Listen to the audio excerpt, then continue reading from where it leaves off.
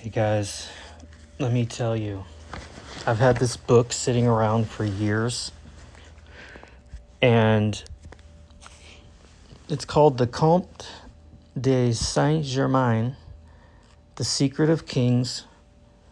And by the way, if I'm pronouncing a French word, I'm trying. I'm not claiming to have a good grasp of French yet, but I've been learning it.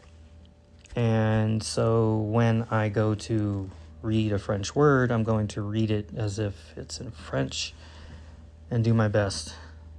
Practice.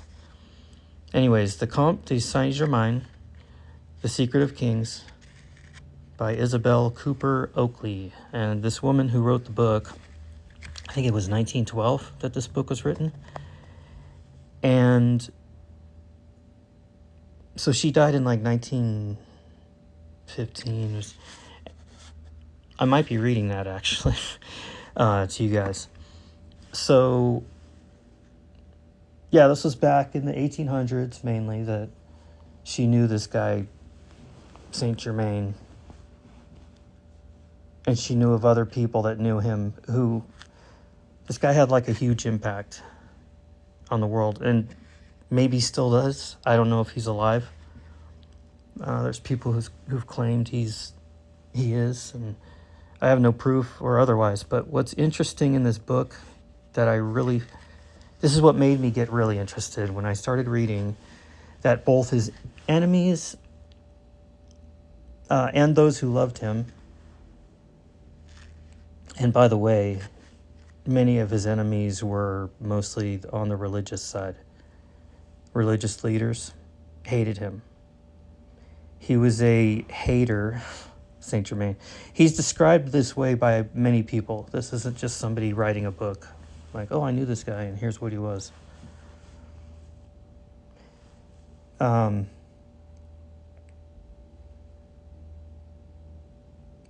Both the enemies and those who loved him said the same thing about his abilities and his seeming immortality. Like, he knew details about things that they knew from books that was not in books. Like he was there. As if his stories are true, basically. So when I read about his nature,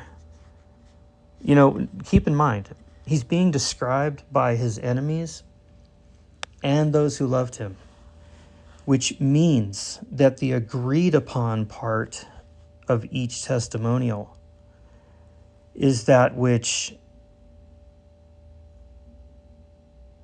makes him known to be all these things. Immortal, could teleport, seemingly, or not seemingly, they were listening to him, knew every language and dialect in the world. Even better than the locals in some cases. That's how adept this guy was with language and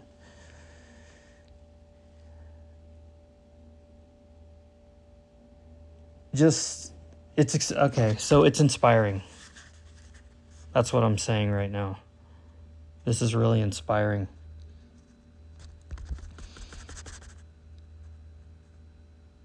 So, the enemies and those who love him agree on these things that I'm excited about.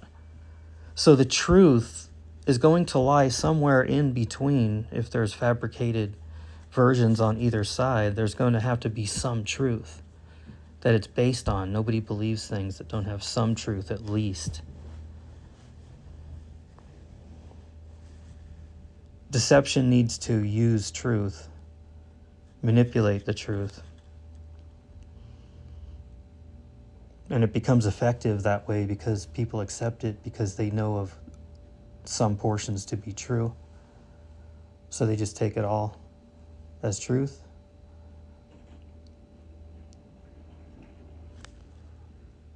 Man, I'm going deep on that one.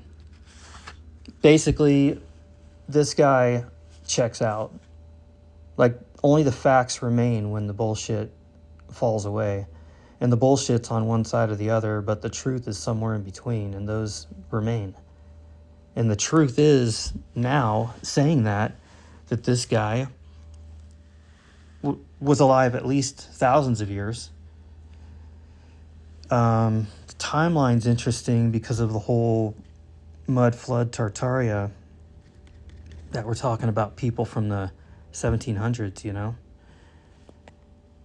But he was talking about warning people, you know, there's storm clouds rising, and like maybe he was knowing there was going to be a reset, or, you know, this guy's hanging out with kings and stuff. He's going to know more than the average person. So yeah, the religious people hated him because he befriended the people that they used to have more influence with. And you know, when your best friend starts hanging out with some other friend more than you get jealous and you start hating them irrationally. So that's what the Saint Germain guy had around him as well. See, the way I took it, I read a different book, and the way I took it was he was just friends. Everybody loved him, all this. And I thought, if everybody loved this guy, he was definitely not telling the 100% truth. Because you've got to bullshit for everybody to love you. And there's many of us who will not make that compromise. And will even live the things that we talk about, which is very pertinent to the current time here in the group with us. What are we doing? Where are we at?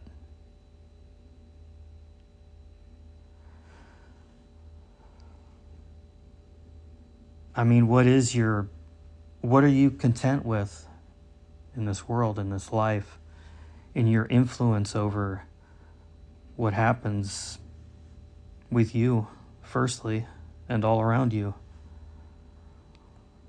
And this guy, Saint Germain, must have been pretty, I mean, he never ate, or at least he was never seen to eat. So the way they put it is he never ate in public. That's how they state that. And this guy was how did he get out of eating? Now I'm going to tell you, back then, for sure, they were not eating like people eat now. There's no way. Even when I was a kid, people did not eat the way people eat now. It's insane. The volume, the size of things. Used to be small portions. You know, the candy bars, for instance. You know, it's all shit anyways, but you got candy bars now are mostly like double the size, double the volume. Everything has to be more. People won't accept even what people were consuming when I was in elementary school, for instance. A lot less. It started changing in the 90s, actually. 1990s. Food portions really started ramping up.